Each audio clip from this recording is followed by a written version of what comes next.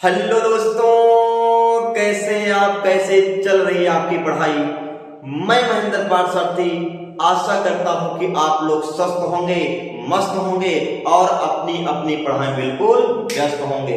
दोस्तों, आपका अपने इस चैनल के माध्यम से मैं स्वागत करता हूं, वंदन करता हूं और अभिनंदन करता हूं।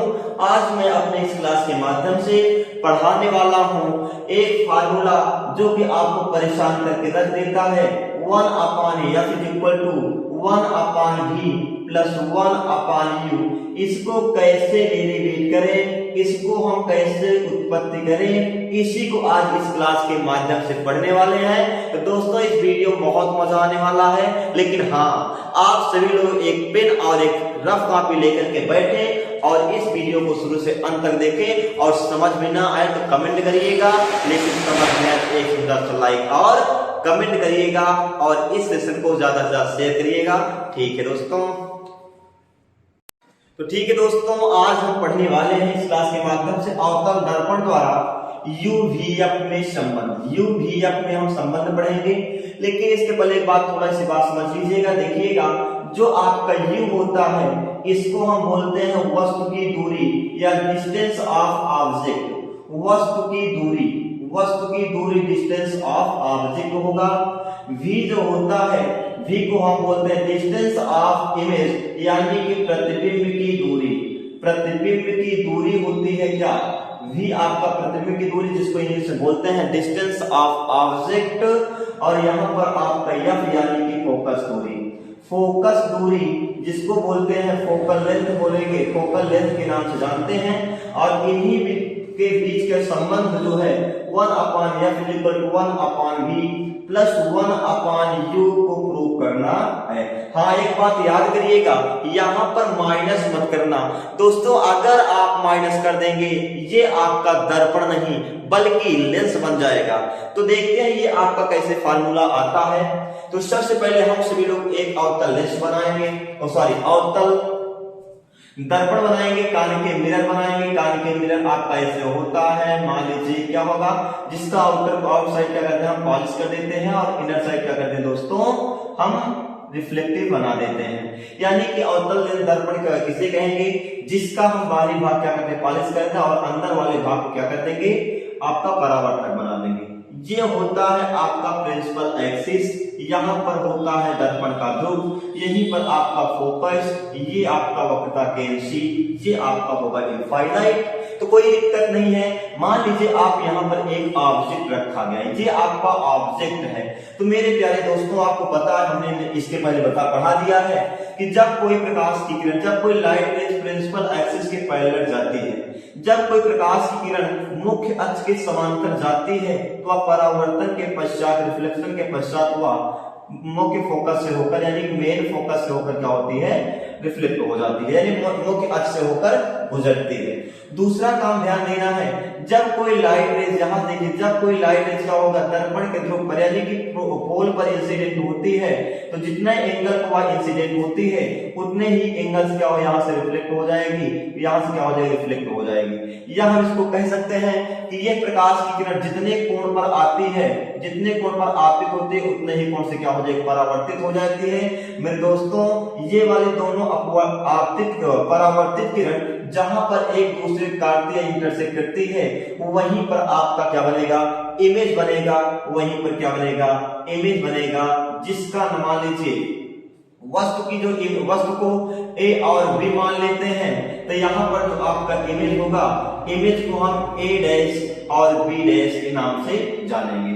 बट यहाँ पर थोड़ी सी बात और याद करिएगा कि कोई भी अगर आपको दूरी फाइंड करना है, चाहे आपको वस्तु की दूरी, चाहे आपको प्रतिबिंब की दूरी, चाहे आपकी फोकस दूरी, सभी दूरियों को दोस्तों हम कहां से फाइंड करते हैं, दर्पण के ध्रुव से फाइंड करते हैं।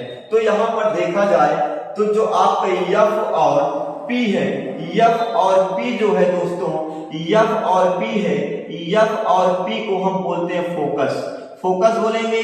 क्योंकि आपके इस साइड है, दर्पण के इस साइड होगा, आपका -F कर देंगे। उसके बाद ये आपका ऑब्जेक्ट है A और P। A और P क्या है, P से A की दूरी क्या होती है, वस्तु की दूरी होगी। अब इसको लिखिए, किस वस्तु की दूरी, यानी AP को क्या बोलेंगे, AP बोलेंगे वस्तु की दूरी -u हो जाएगा। P और A डैश की जो दूरी होगी यानी A डैश P जो होगा ये होगा इमेज की डिस्टेंस ऑफ इमेज, ये आपको याद करके रखना है। अब चलिए ठीक है, हम इसको कैसे सॉल्व करते हैं। सबसे पहले हम लेंगे दोस्तों यहाँ पर दो ट्रायंगल, एक इसमें अगर लिखना होगा तो कैसे लिखेंगे, एक सुंदर सा मैं आपको बता रहा हूँ कि आप लिखिएगा कि सबसे पहले हम लेंगे एक अवतल दर्पण जिसका हम एम और एम डैश, एक अवतल दर्पण होगा जिसका प्रिंसिपल एक्सिस आपका ये हो गया, मुख्य अक्ष क्या होगा, मुख्य अक्ष हो गया, ये दर्पण का ध्रुव है, ये फोकस एफ और वक्रता केंद्र सी है। मान लीजिए इस मुख्य अक्ष पर एक वस्तु वक्रता केंद्र सी सेंटर ऑफ कर्वेचर और फोकस के बीच में रखी गई है, तो यहाँ पर मुख्य अक्ष के समांतर जाने वाली प्रकाश की किरण फोकस होकर गुजरती है और यहाँ पर जब कोई प्रकाश के दर्पण के ध्रुव पर आपतित होगी, जितने कोण से इंसिडेंट आपतित होते हैं उतने कोण से क्या होगी, परावर्तित हो जाएगी। ये आपको ध्यान देना है। अब हम ध्यान इसमें क्या करेंगे, दो ट्रायंगल ले लेंगे। अब दो ट्रायंगल कौन कौन सा होगा, ट्रायंगल ले लेंगे इन ट्रायंगल ले लेंगे, दो त्रिभुज ले लेंगे क्या, P A B, दो त्रिभुज आपका P A B, एक त्रिभुज आपका ये हो गया, एक त्रिभुज आपका P A B हो गया, और जो दूसरा त्रिभुज का था, दूसरा त्रिभुज लेते हैं P A dash B dash, दूसरा त्रिभुज P A dash B dash, तो आपको त्रिभुज मिल गए। अब देखिएगा इन्हीं दोनों त्रिभुजों को मुझे समरूप त्रिभुज दिखाना है, समरूप यानी सिमिलर ट्रायंगल दिखाना है, और सिमिलर ट्रायंगल की दो बातें होती हैं, इसके दो कोण आपस में क्या होने चाहिए, बराबर होना चाहिए। तो क्या करेंगे, ध्यान दीजिएगा। सबसे पहला अगर हम काम ध्यान देंगे तो आपका ट्रायंगल जो आपका P A B यानी ये वाला जो कोण होगा 90 डिग्री का होगा, तो लिखेंगे कि एंगल आपका जो P A B आपका 90 डिग्री और angle P A dash B dash angle of क्या होगा, P A dash B dash is equal to 90 degree, is equal to 90 degree हो जाएगा। और यहां पर अगर हम देखेंगे एंगल आपका जो मिला है B P A और आपका A dash P B dash, A dash P B dash ये भी आपस में क्या होंगे, बराबर होंगे, क्योंकि यहां पर आपका परावर्तन का नियम लागू हो रहा है, परावर्तन का नियम लग रहा है, परावर्तन का नियम है, तो I और R आपस दोनों क्या होंगे, बराबर होंगे। अब चलिए ठीक है, अब अगर दोनों त्रिभुज आपस में क्या होता है, दो कोण बराबर होंगे, समरूप होंगे, तो यहाँ पर आपको क्या मिलेगा कि जब दो त्रिभुज आपस में बराबर होते हैं तो उनकी जो संगत भुजाएं का अनुपात क्या होता है, नियत होगा और अनुपात बराबर होगा।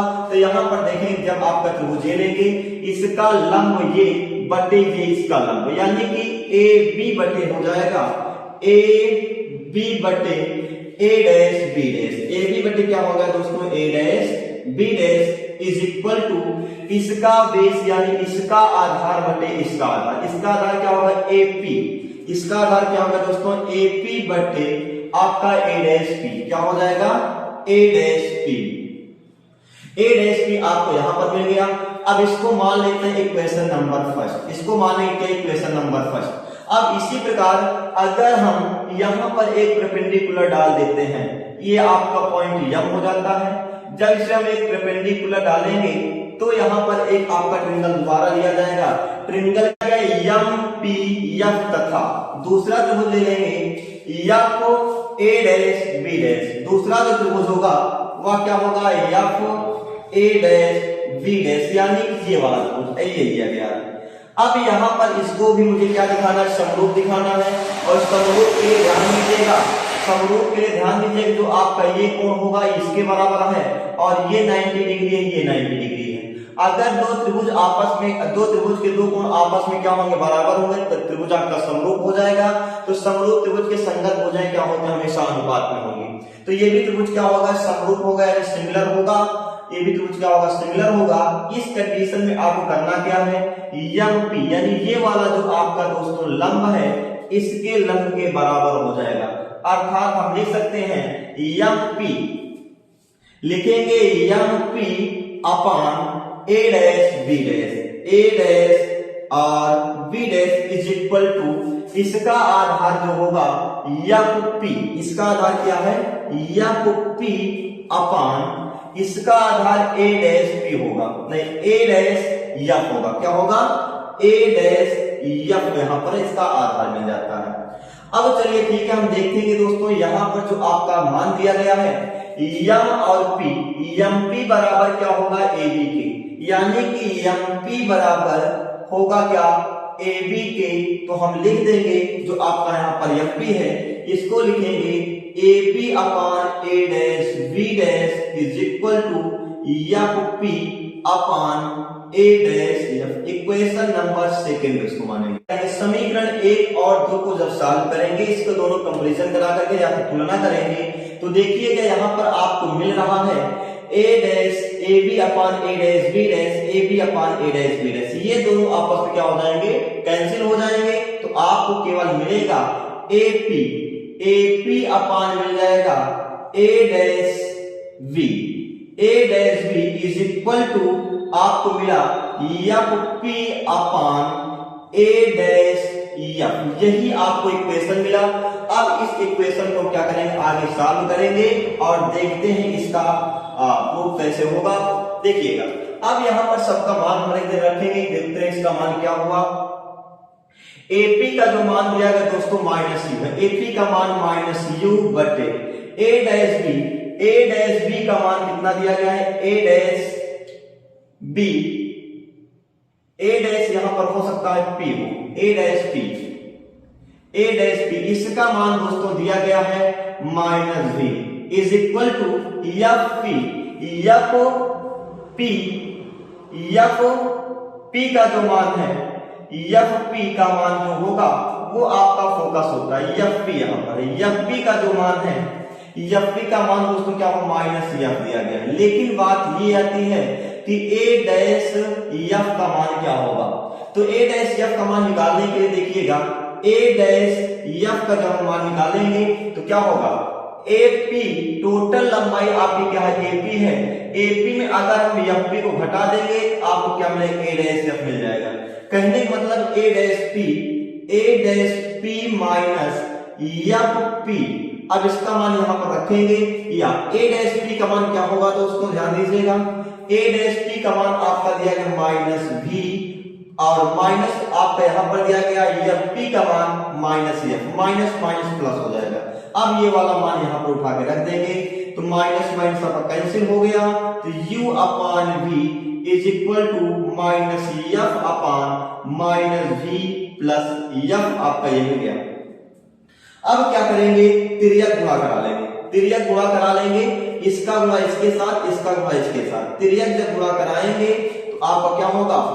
u और minus v plus F is equal to इसका जब इसके साथ गुणा होगा माइनस वी एफ होगा, इसका इसके साथ गुणा minus U V plus U F is equal to minus V F.